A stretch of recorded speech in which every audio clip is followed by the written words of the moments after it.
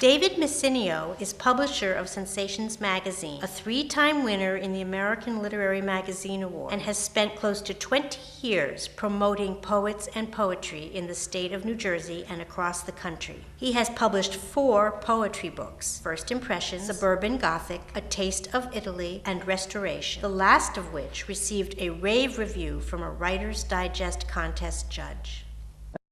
And what I'm going to present to you today is a series of poems that I've written, and it's basically going to be a whirlwind poetry reading. You're going to hear sonnet, sestina, pantoum, villanelle, some narrative work. You're going to see some work where I lip-sync Tina Turner as well as read poetry, so you're in for something that's a little different from what you may be accustomed to, and a lot of serious work as well. And I'll be reading very serious poems about those topics as well as part of tonight. So just sit back, enjoy, and I'd like to start off with this poem, which is from my book Restoration, and this is titled Season of Glass. 1.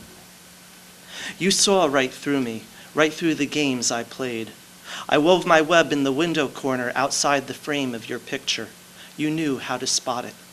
I was the spring sunlight beaming directly into you, changing you from amber to gold as winter quietly thawed you, freed you from ice. 2. Let us sit together at the window and contemplate the sun, how its light warms us, like love turns us, shades we don't expect to see. I could be orange today with flares of white and yellow while you are depression blue. Even in a rainbow, some colors clash like solar flares splitting from the sun. 3. A chill is in the air now. I draw my collar close to block the wind. Think of messages scattered like leaves on your answering machine. Do you think of me when you rake them in? Do you wonder what you did wrong, or what you would change, or whether, like autumn, you would get a second chance? 4. You've encased yourself in ice again. I am as cobalt blue as depression glass. If we sit together, share a moment, why does our connection now seem no connection at all? Death and dying surround us, imbue us. I wonder if the coming season will lead us to a thaw, or a time as gray and cold as the windows we look through alone. 5. I pour the wine. For every time there is a season. For every season there is glass, half empty, half full, our choice. No matter what color you coat yourself, what shape or size you etch yourself, I see right through you. The way candlelight against crystal sharpens wine to its purest season, regardless of color.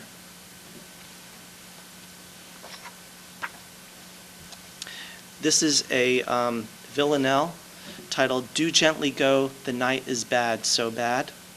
It's Dylan Thomas's Do Not Go Gentle Into That Good Night from the viewpoint of the Wicked Witch of the West in The Wizard of Oz. Do gently go, the night is bad, so bad. I ride my broom, the moon is without hope. You'll need those shoes to get back what you had. Since wise men behind curtains may get mad because a dog has shown one up as dope, do gently go. The night is bad, so bad. Good men like scarecrows flail at their padding, seeking brains to research isotopes. You'll need those shoes to get back what you had. Wild men like lions cannot tame a cad. My winged monkeys noose a waiting rope. Do gently go, the night is bad, so bad. Grave men, tin men, so hollow, wish to add their hearts onto my pyre. Watch them cope. You'll need those shoes to get back what you had. And you, my dearie, looking rather sad, watch your death, the hourglass I grope. Do gently go, the night is bad, so bad. You'll need those shoes to get back what you had.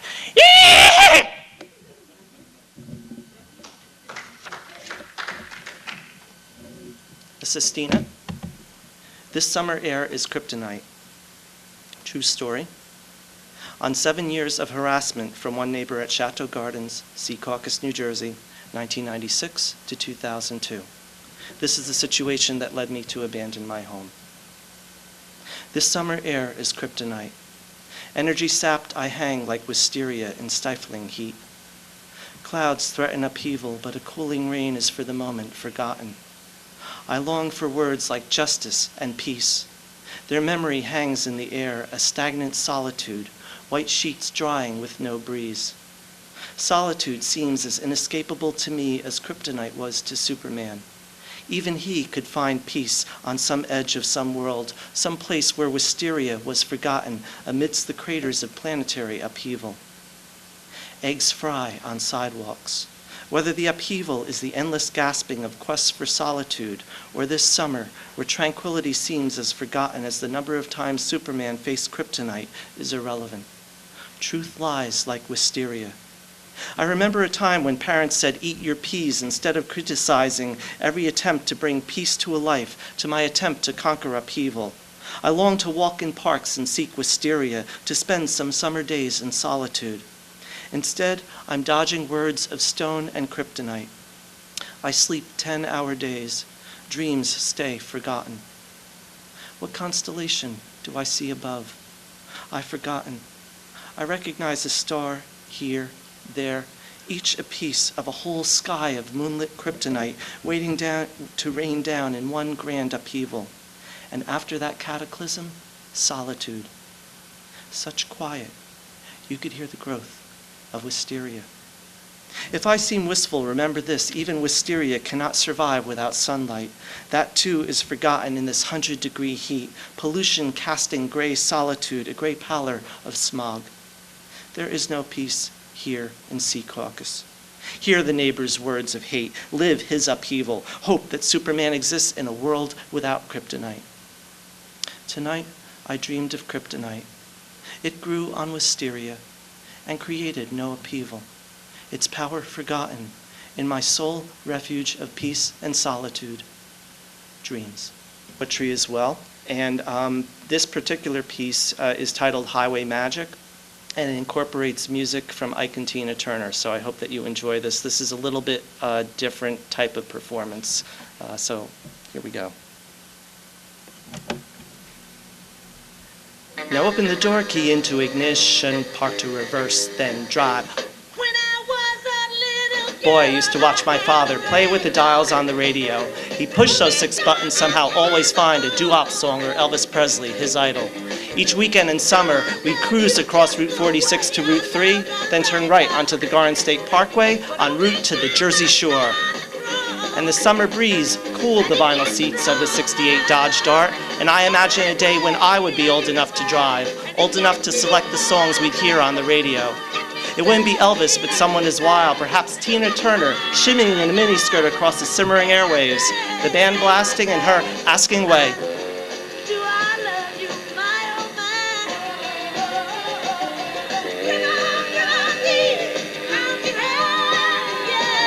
While Ike blackened his eyes behind the stage, dragged her across hotel room floors by her hair, and we knew nothing.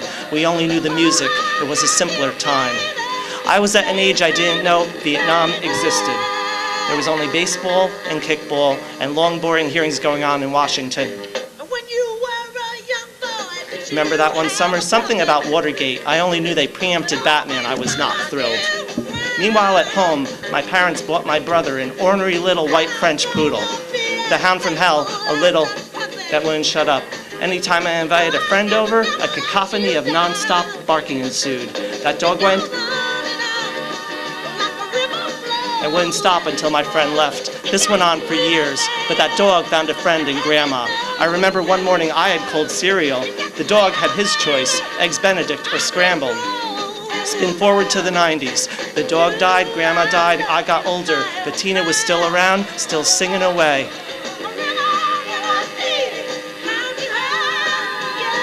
As if time had stopped for somebody, as if life had gotten simpler for somebody. She was a beacon of hope. Almost any problem could be triumphed, and she'd still be singing up a storm, echoing into. Years click by in a rhythm, like driving the center lane of a highway and going over that slight indentation where asphalt meets asphalt, as streetlights click overhead in similar sequence. You think about its many facets and phases through the years, the people who you met who thought, unlike you, that was a joke to play at your expense, an easy exhalation of air that you'd reach out and grab, being the balloon to raise your spirits. It would take years before you could say, I mean it, and keep meaning it, through decadent and dedicated decades. These thoughts swirl around you like a haze of carbon monoxide and only dissipate when you press the accelerator, turn up the radio, and barrel down the highway. You shift into high gear as summer breezes tousle your hair, and you think of the moments in your life when the timing was right, when you drove right into love, when you moved forward in life, when you shifted gear.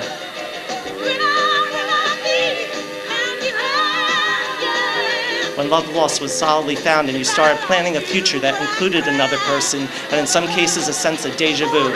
Only you're in the passenger seat this time, and your child listens in awe as you repeat what you've learned. Now open the door key into ignition, park to reverse, then drive. From the spring 2003 issue, poetry on the theme of allergies. Ballade for National Poetry Month. In March, I start doing the same things as you, like prepping for public show at County Fair. The calendar listings can seem like a zoo, a long line of cages we pick through with care. Perhaps purchase clothing, a fresh public view, and then pollen season comes, our amaranth. The dripping, the scratchiness, all nothing new. What sadist picked April for Poetry Month? We sniffle through sonnets, eyes teary, we rue this season, congestion we barely can bear. Sistina's our agony, gag halfway through. Who cares about book sales? We want singular. Our villanelles are hell, Allegra will do. This season comes stealthily, like coelacanth, a seize to the throat rising out of the blue. What sadist picked April for Poetry Month? The post-nasal drippiness in my pantoum. That loud hacking cough back to disturb the air. That pregnant pause. Brilliance? That isn't quite true. The Zyrtec has not kicked in. Pull up a chair. My tankers are tanking. Haiku now, haiku. I'm fed up with filament, pain of perianth. My blood pressure escalates. I want to sue. What sadist picked April for Poetry Month? So pack your inhaler and come if you dare. It's tragic our noses are like tragicanth, but nothing stops poets. We are hard to scare. What sadist picked April for Poetry Month?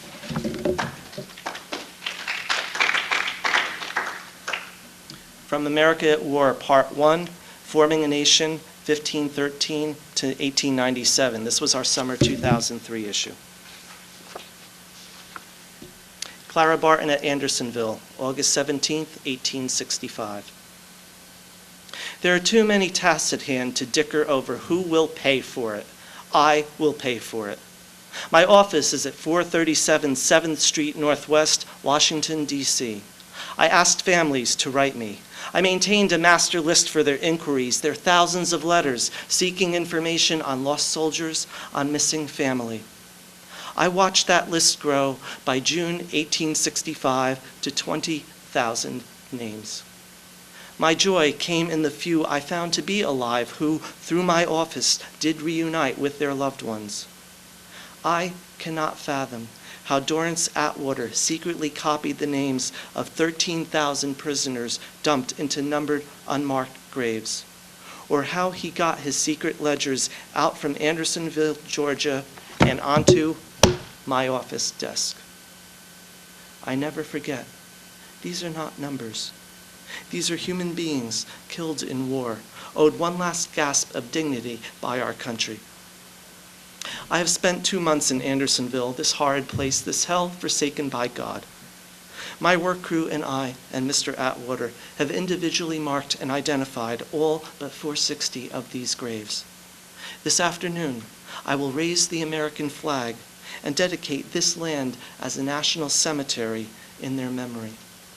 This morning, though, I think of George Washington and the 20,000 women of the Army, his order, quote, that no women be suffered on any pretense to get into the wagons of the Army on the march, unquote, forcing the women to stay put, care for soldiers with smallpox. Men create war. Women clean up the mess men created. I am sick of the gunfire, sick of the stench, sick of the toll of this war. What is our total now? 10,000 dead, 11,000 dead? I'm hearing 2,000 kamikaze Japs struck, hearing 30 more of our ships sunk. And it is still a numbers game here in Okinawa. There are thousands in these caves, thousands of civilians walking out, being stretchered out, grabbing their ways down rock and blood and bone and shrapnel. I am seeing children in rags, unbathed for weeks, black hair matted with white clay, shivering in South Pacific sunlight, knees knocking from fright, eyes wide, too tired to wonder. Night will come. No thunder or rain predicted, just a storm of humanity upon us now, all of them hungry. I never asked for this war. I never asked for my buddies to be killed in this war. Let those learned intellectuals, those writers who always write about how the military kills, come here to Okinawa's caves, come here and watch us give life. Watch us split our meager rations to keep these people alive. Watch me give water from my half-filled canteen so a child could make it longer, get another hour, get another day. You come here and you watch and you write this because this too is what an American soldier does. What a Japanese soldier does is take all the food from an island of 450,000 people, hand out hand grenades, and tell civilians, kill yourselves for honor before your capture. We've got the army out. We're now behind the soldiers. We're delving into caves, delving into the darkness of humanity. Stand with me now and write of caves, caves deep and dark as this war, caves made of rock, brown rock, turning red, with each smashed head, with each new dead, father on child, mother on son, mother of God. More people were killed in the Battle of Okinawa than the total killed in the bombings of Hiroshima and Nagasaki combined. Over 12,500 American soldiers, 66,000 Japanese soldiers, and 150,000 Okinawa civilians were killed in the 82 days from April 1st to June 21st, 1945. American loss of life at Okinawa, the highest of any World War II Pacific battle, was the key factor in the decision to use the atomic bomb 6 weeks later. Next series of poems is titled American Hate. Part 1, Empires. Air accretes accusation and animosity, admixed with woe, uncertainty. An aleatory world turning for two on the ghost of three. In this alembic of conflict and disappointment, they rotate, spinning into two spheres with a widening ambit between. No algalagnia here, no sex at all, just pain. Their antiphony has crescendoed to silence, hanging like 30-year-old wallpaper, absorbing all without release. Their marriage is the sound of a single sheet of paper torn at agonizingly slow pace. Drifting for years through years, the 5 minutes of 40 days ago has caused their marriage to finally reach its aphelion. Their arborescent house hasn't helped. He is taking root in the cellar while she is branching off to the kitchen. Only through auscultation would you know each breath they exude is a word, each word one word, kidnapping. She went from bibliophage to bibliocast on day 10 in corybantic bombardment of books and screams off studied shells. Now, as she selects her coffee, combs black hair, that moment bombinates the back of her brain. Her life a brown study, a suburban Gothic gone bad. The light whoop, through the vent duct, irritates her silence to crescendo to a thought. What is he doing down there? She doesn't rise. He takes Coventry in the Sumerian cellar. Day 40 sees him pitching credit cards against a wall. Visa, MasterCard, Discover, American Express, Diners Club. He holds the card. 5 minutes outside a restaurant, 20 outside. How could nobody not notice? Always this couple's cunctator moving crabwise around conflict, he is finally born all he could bear, cries into his Corinthius wallet quietly. Sounds invade her upstairs silence. Wind against a screen door. A crow on the clothesline. Ah! The ticking of the timer for microwave tea. Tick, tick, tick, tick, tick, tick, wood, tick, tick. Ah! Fades as she faces her husband at the door. She slices him neatly. I want a divorce. The deed a long overdue debridement. Phone rings. He picks up, hangs up, faces her, says, found alive, walks out. Her tea is ready. Bing! What happened? Through the empty doorway, she catches her profile in the living room mirror, asks the mirror and herself, what just happened? As she bends to pick graham cracker crumbs off the fake brick tile floor, then turns on the TV for solace, whatever the distraction of the day will bring. On September 11th, 2001.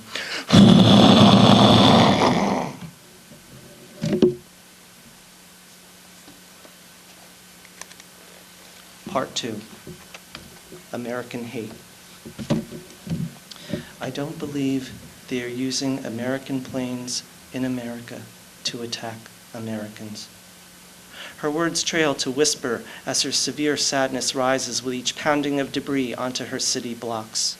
Chaos concatenates, images resonate, the tug of a child's hand, the smell of a child's fear, the screaming and scurrying, above all, the underlying whisper. What did we do? What did we do? The teal-blue morning propelled forward, the takeover of airplanes by the police, their dropping of bombs made of dynamite, their machine gun fire at American children.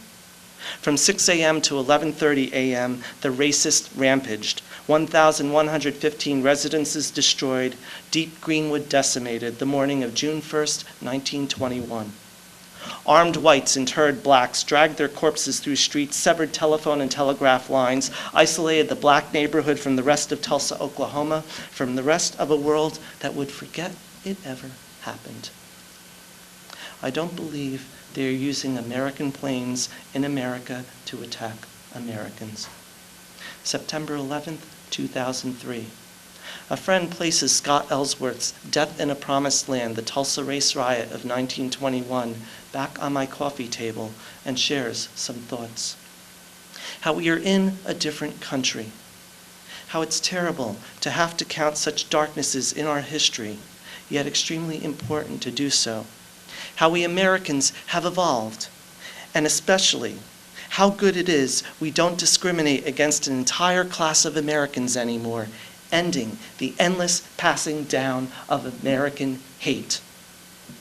I stabilize her Pepsodent smile for the camera. Her eyebrows pencil arch perfectly. Her hair fades into angelic fuzz. Her luster a light that illuminates, tag, you're it. As she smiles for the publicity still, eyes locked into the lens, her expression compels questions. Did she dim her mind as dull as that flashbulb? Did she blank out Brooklyn, cast out Coney Island, dial a phone number that didn't include Dad, his no-deposit bottles, his rages, his beatings, white walls she washed out with a Hollywood smile, the walls her teeth faced in one moment, her arm slammed against in another? Another shot, a Mona Lisa smile. Left arm raised, thumb surrounds dark velvet, right arm lowered, parts right curtain. Shoes glitter silver.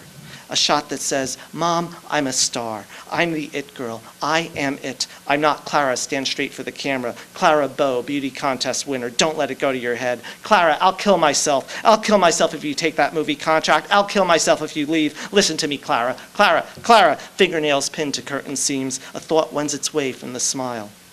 One step backward in my silver shoes, Mom, and I'm positioned. Watch how fast these curtains close. I've seen how fast the curtains close, Clara. How people pass you for a fresher face. How the unexpected can tip your world over, spill your contents so fast you barely have time to breathe. What did you think from behind that silk scarf, from under that fox fur? I wonder what you mused as your career crumbled under the weight of one word, one simple, one-syllable word, sound. The full tumble took 3 years. The it girl became the ain't girl, the modern woman of the jazz age trapped in a world of men. Clara Bow, that dim bulb, put on Rockabye Baby, that'll get her to cry. I'll bet you didn't need it, music as prelude to tears. You probably cried with each new instruction your directors gave. Clara, I'll explain it again. See this camera? We keep it in a soundproof booth. Muffle its noise. We capture sound but can't move the camera like before. You can't be flapping all over the place. Restrict your movements. Let me do my job. Forget what you learned in silence. It's over. Your grip tightens against velvet. Fingers bleed from the friction. 1927, Eleanor Glynn. Of all the lovely ladies I've met in Hollywood, Clara Bow has it.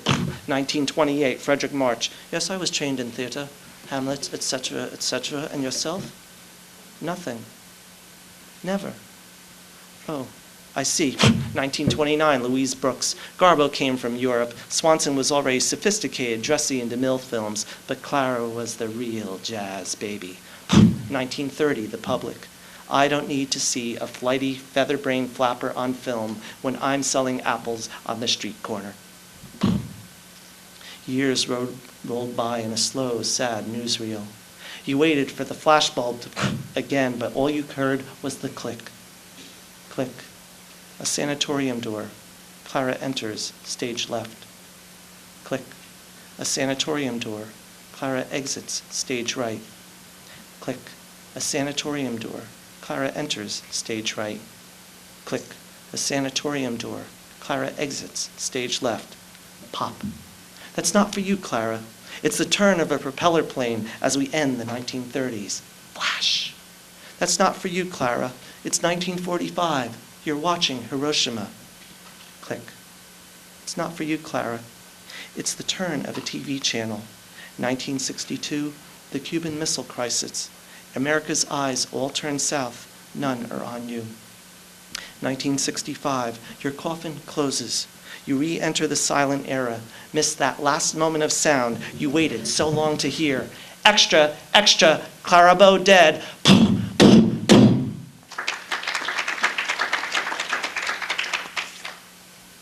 We referred to Coney Island, and I happened to do a magazine issue about the 100th anniversary of Coney Island's amusement parks. An issue about the 100th anniversary of Coney Island's amusement parks. Happens to be this little thing right here. And there are only 75 copies of it left in the country, I'm happy to report.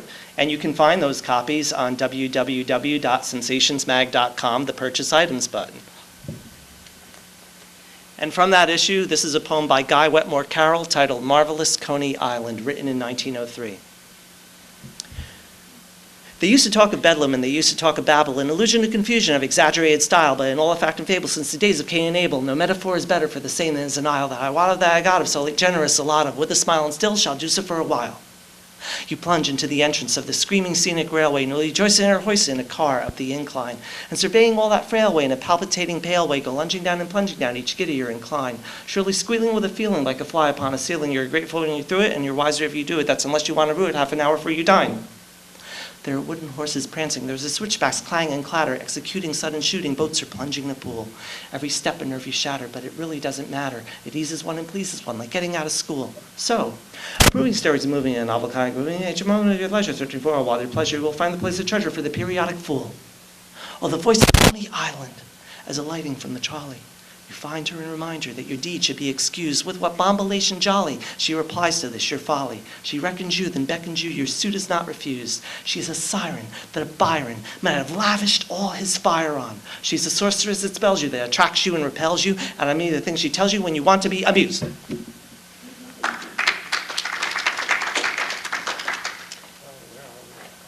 This is from the 350th anniversary of American Witch Hunts issue. Is my poem titled Witch Hunt. Part 1 starts off with a quote. Are you a good witch or a bad witch? Why, I'm not a witch at all. Conversation between Glinda the Good and Dorothy in The Wizard of Oz. Part 1, Salem, Massachusetts, 1691. Snake in the tree on the hanging hill. Snake in my dreams telling me things. Tituba says she can make me fly, and Mama promises a piece of rye. Says land on the witch's side of town can be mine if I just lie. But it's not lying, because I'm feeling snakes upon me, my dreams in the trees, but it's not me on the hanging hill, and I smile. 1 up, 61 to go. Part 2, Washington, D.C., 1954. Saw subtle red pinstripes on government suits. Not the Civil War red of flesh wounds, but the deep red of witches, stealing government secrets, endangering my country, my duty to stop them. Senator, I am not going to sit here, blacklist them all, and listen to you tear down the I have good nature of this innocent man evidence. Have you no sense of decency, sir, sir, sir? Till that snake on the TV strangles me with a rope, my words hanging from Capitol Hill. Part 3, Winslow, Maine, 1983. Sickly yellow sun rises over Kennebec River, tints the new evil in town.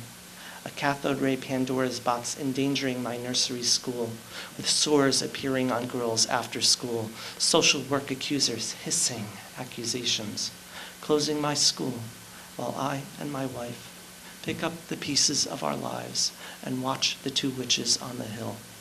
2 4-year-old girls playing hopscotch and laughing. Part 4, Secaucus, New Jersey, 1989. Recall reading about Giles Corey, pressed to death over 3 centuries ago for refusing to confess he was a witch. I watch cable snake across the studio floor as the Inquisitor speaks in the tongues of the Putnams of Salem, Joseph McCarthy, and 2 girls in Maine, an Inquisitor named Downey. And I think I understand why people continue to come on his show and state their cases before studio mobs. It's witchcraft, witchcraft, witchcraft, witchcraft, witchcraft. 2 more poems for you. Jane Rawlings was supposed to join us originally reading selections from the Penelopeia. So this poem was going to be either my segue from her set or my segue into her set, kind of a different spin on the ancients. This is titled, The Ancients Attend a Poetry Slam.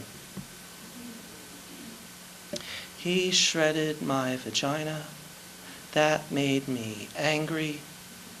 Medusa moans to Apollo. He did this. She did that. Is all this graphic sex really necessary? Apollo turns to Diana. She's mad because she hasn't had any in centuries. Medusa replies, remember Yeats. Some of us have to labor to be more beautiful. Diana turns to Apollo. Be nice. Apollo pouts. Come on, sis. She turns all the men to stone. Medusa sighs into her cosmopolitan. Not that it matters, Apollo. Who have I turned to stone lately? The men take one look at you, and off their hearts go fluttering. You and Narcissus and that whole Jim Bunny crowd of yours. Tell me about it, says Diana, giving Apollo the figure out a way to fix this now glare. I am the African diaspora. I am my mother's child. I am Ghana. I am Botswana. I like what you've done with your hair, Apollo offers. Medusa brightens. I added 2 garters, a little orange and yellow for the summer. My hips and thighs are the biggie size of Wendy's, the have it your way of Burger King. I am 300 pounds of woman, more than you can ever love. Doesn't anybody write about trees anymore? Diana sighs. A man stops at their table. Excuse me, can I buy you a Medusa looks up.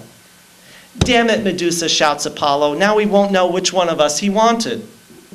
Medusa turns to her Cosmo while a large shadow casts over Diana. What took you so long? Zeus is fuming. Long line at the bar, 30 of their dollars for 4 lousy drinks. I don't know how you talked me into this. Medusa looks into the pink liquid. I have to tell you, Zeus, these things are pretty good. Zeus replies, I'd watch those, Medusa. 4 of those drinks, and you'll hear more than hissing in your ears when the night ends. Your reading's divine. Oh, don't think me rude. Not here for inspiration. I came for the food. Not here for inspiration. I came for the food, mimics Zeus. What kind of crap is that? Diana turns to Zeus, impatient. I thought we'd have a nice night out, but if you're going to be like this, let's get the chariot and just go. A night without Hera is like a day with sunshine, Zeus smiles. He points to the stage. Who is this guy anyway? Apollo lightly traces his fingers down his ripped eight-pack set of abs. You know, he's kind of cute in a short Italian kind of way. His work is flat and uninteresting, Zeus concludes. Apollo replies, leave it to you to judge a man by one poem alone. A steep slant of lapis lazuli tile leads the eye along this roof of brilliant blue, curving to cornices of carefully perched dragons. Well, that is better, Zeus concedes.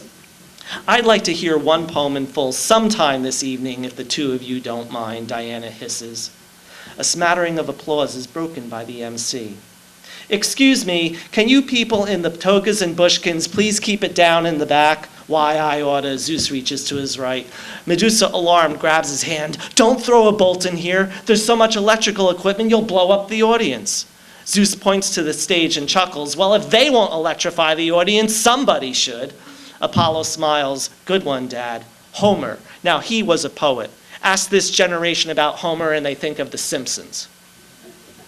Diana turns to Zeus, exasperated. There you go again. You killed Aesculapius. You slain Salmoneus. You struck Lycurgus blind. You punished Hercules and Sisyphus. You sent floods to destroy mankind. Do you have to ruin this evening as well? Zeus looks down at his drink. Diana lights in. It's always about you. Poets light the way through the dark times of civilization. The 21st century hasn't been easy. In their age of video and corporatization, I say give them credit for writing poetry, give them more credit for sharing on stage. Hear, hear, Medusa chimes in. Hiss, hiss, adds her hair. Zeus replies, you're right, you're right. It could have been worse. We could have gone to Barnes & Noble. 2 short poems or 1 long poem, suitable for a general audience, they laugh in unison. Zeus scans the audience, their attentive eyes and ears awaiting something. Each comes with a different mindset, a distinct agenda for the evening. How can a poet please all, he wonders. A toast to tonight's poets, Zeus offers. Suitable for a general audience is not suitable for the gods.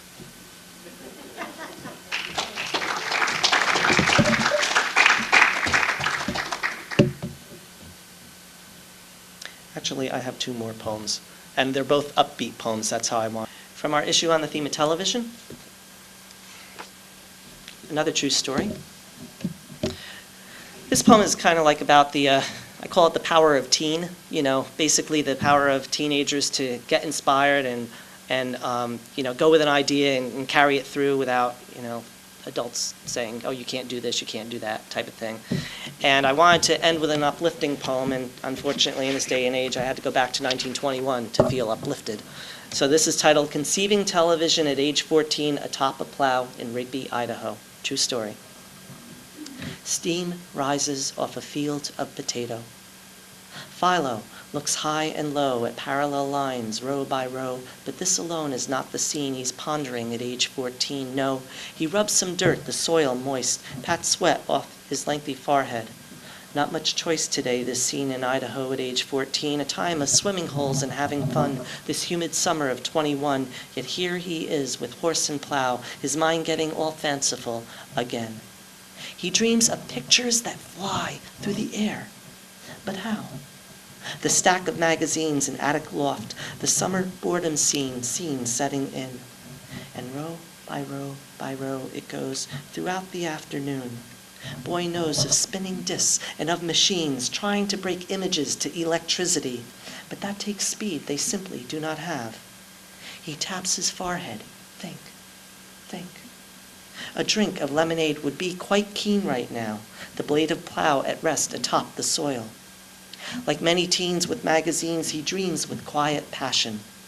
Magnets and electrons, light into electric, back to light. This might work with a cathode ray.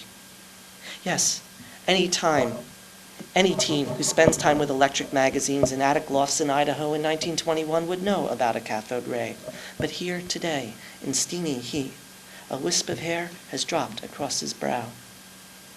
A sweep of hand from forehead, thumb to back, edge of right thumb at rest atop his ear.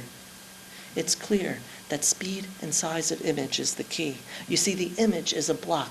You have to break it down to microscopic size. He yawns, his teen eyes close. He sighs, his eyes reopen. Sighs. How do you break the picture block to manageable size? He eyes the plowing of the afternoon potato field, Idaho. I just don't know. He shakes his head, then looks down at the soil, the hard work, the keen work, the neat work he has done. It'll come. The sun still lingers in the sky. And when it sets, all fireflies and stars and no more toil. I do good work. A smile. Look at those lines of soil. A perfect line, atop a perfect line, row by row by row.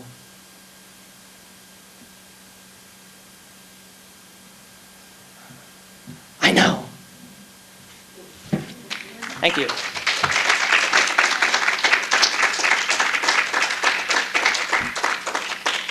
For the 75th anniversary of television, Philo T. Farnsworth was recognized recently as the father of television for having come up with the scientific breakthrough of breaking down a television image into pixels and scanning, which has led us to the development of television today.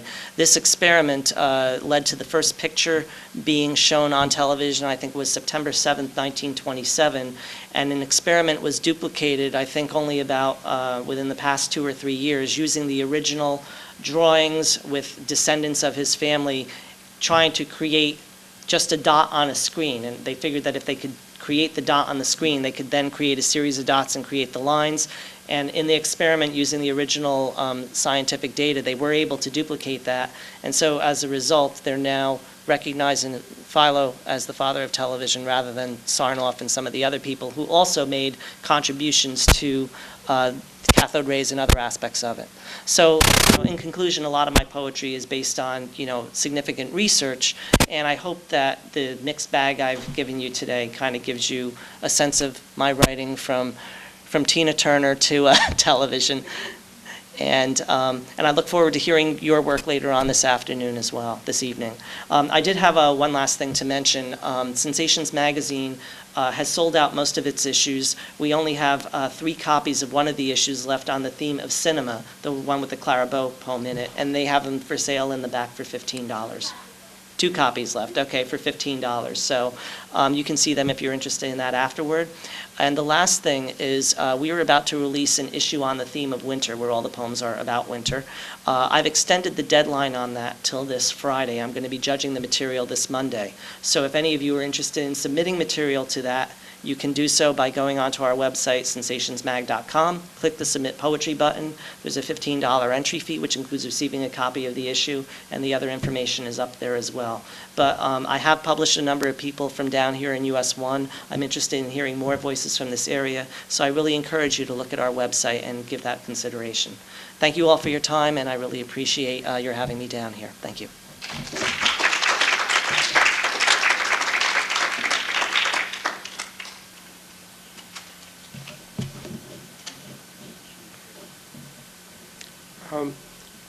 There's something new here, electronics, and I try not to be distracted, but I'll just read something new, and let's see if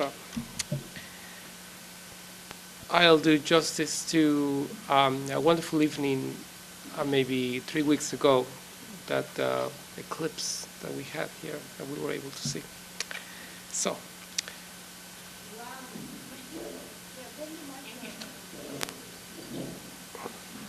Hello, testing, testing, 1, 2, 3, 1, 2, 3.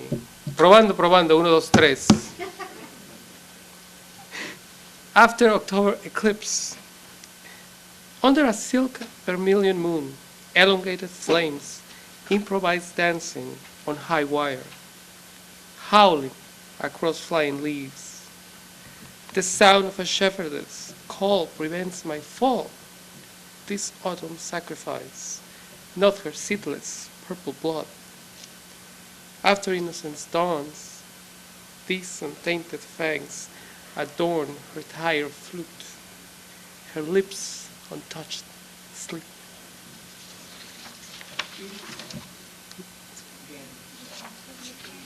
Higher?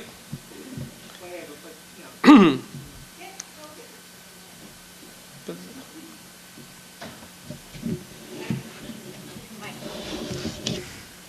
Which one is it?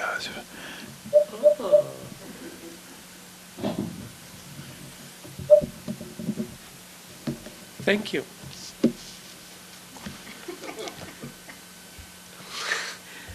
After October eclipse,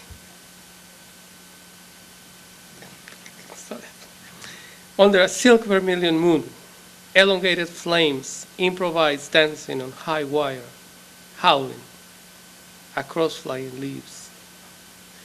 The sound of a shepherd's call prevents my fall. This Sodom sacrifice, not her seedless purple blood.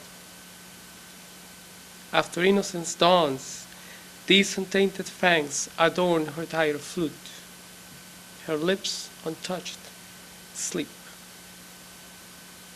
Was that better, Heather? Okay. One more? Does your goldfish look unhappy? In Monza, a northern Italian city, it has been decreed against the law to keep goldfish inside a bowl. A fish kept in a bowl has a distorted view of reality and suffers because of this. In Italian movies, think Fellini or Pasolini, no glass bowl stands around or between filmmaker, audience, and screen. Mermaids and tritons have known this all along. We fall entranced by desire. We can't change our world from inside. A rectangular convention awaits to be designed. You and I. Can I go?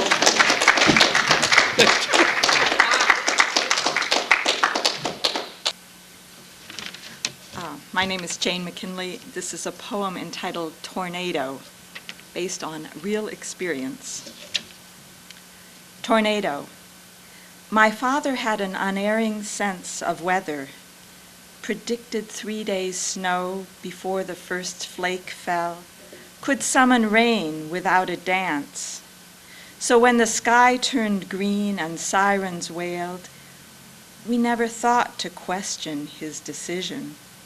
Instead of hiding in the southwest corner of the cellar, we piled in the car, headed northwest out of town to higher ground to watch the storm roll in. We stood in the lane, facing south, transfixed, as flailing foxtails lashed our legs. We'd heard that clouds could roar like trains, that massive oaks could twirl like maple whirlybirds, that trailer homes could disappear without a trace. My father'd brought binoculars. We passed them round without a word as topsoil came to life and rose to serve the genie in the clouds, whose funnel swept across the plain, collapsing barns and clearing fields, aiming for our town. For a moment it hovered, indecisive, then grew pale as it skimmed the river and pivoted, assaulting virgin timber as it left our town unscathed. Sokolow, and I will promote the new issue of Sensations, which is the music issue with a poem that's in there called At the Gospel Choir Concert. Or at the Gospel Concert Choir. Voices keep thrashing the walls of Jericho, the war song sung like this. The lyrics seeing war as hope, seeing hope as any barrier we break down to get through, to speak one to another. Imagine Helen Keller at this concert, deaf and blind, the resonance she cannot hear, the hope she cannot see. What would she make of it? words battering the ramparts with harmonies of alto and bass. Nightly, on TV, I listen to those who believe in war, still know, as I knew as a girl of 15, invasion is always rape, as immersion can be sanctuary. I have changed almost nothing in the world. Still, conversation interests me, ears open, sound enters, or does not. The gospel choir sings straight out into us, telling us souls silence unspeakable things, and we fit ourselves in. If only we could go back, I am trying to say to two women who know what it is to be taken better than I. No fingers make letters along my hands and wrists as the air makes new slight waves against the skin, forces the small hairs to shift, changes something in the world. And Helen Keller, had I brought her here to hear, what would she have known?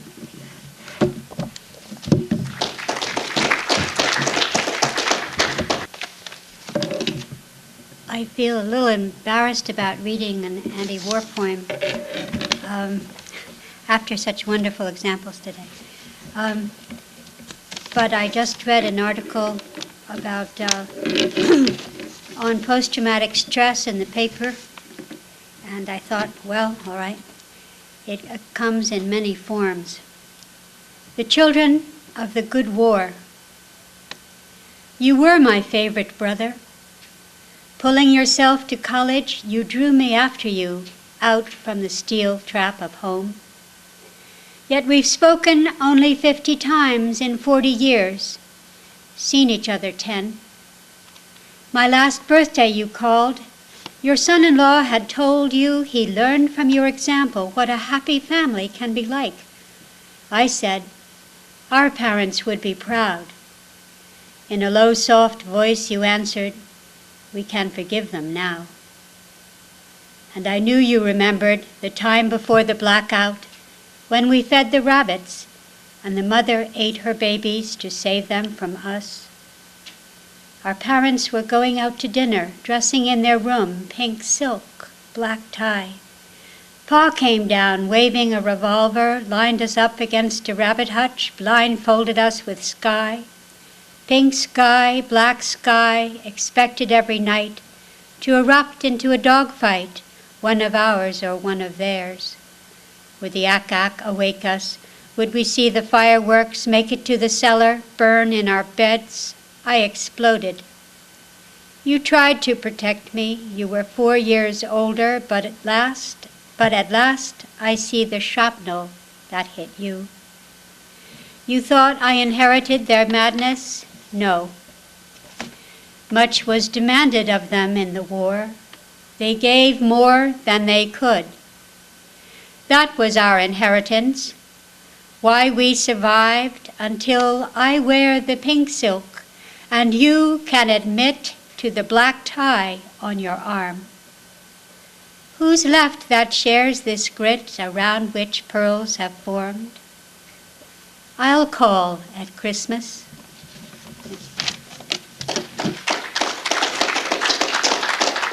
A small but select group, was small anyway, met on a Wednesday night. Hi, I'm John Bourne. A long time ago I saw a sign on a lone telephone pole looking for a lost dog, and I had to write about it someday. Jazzman, sign posted on a lone telephone pole, North Jersey, a cold, wintry day. Lost, black and white mutt, answers to the name Jazzman. So where are you now, Jazzman? Out on some solo gig, performing for a new, cool crowd?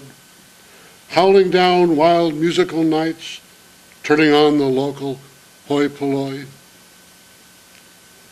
And have you made new friends, aficionados who live and breathe jazz, who can tell the phony from the real and really dig your special vibes? Oh, jazzmen, they're looking for you everywhere, asking friends, strangers, posting signs. Your doggy bowl is on the back porch, waiting for you, your toy sack's near it, ready for one more set. After hours at the Met, at night, the Metropolitan Museum. You know what happens when it gets dark there? After hours at the Met, it's not easy being a painting in a museum, standing around all day with a bloody sword in your hand, furious horses bearing down on you, and yourself busy raping a bunch of sabines. Hard, too, with your garments ripped up, your breasts hanging out in disarray, vulnerable to all kinds of happenstance, a night's glance gone astray, eagles dashing about, everywhere mayhem. And how about posing forever in the same damn blue suit, required to be oh so perfect, never allowed to go out and play with the other kids, get good and muddy. But every night, once the lights are low and the sleepy guards have trundled home, leaving the painties alone, that's when things begin to stir. The naked lady at the picnic, for example, covers up, not so quickly after all these years, but still feels a need to cloak her nakedness. What with the men just standing there, so smug in their smart 19th century suits. In the next room, Rembrandt, weary of being stared at by endless spectators, climbs down from his heavy gilt frame and finds his way down the hall to his favorite tavern, the one where his credit is still good. And Leda and the Swan, exhausted after hours of foreplay, knock off for the night. The Swan, swinging his huge white wings in a lazy arc, sinks down at the back of the picture while Leda settles in the foreground, both grateful for the rest. Thank you.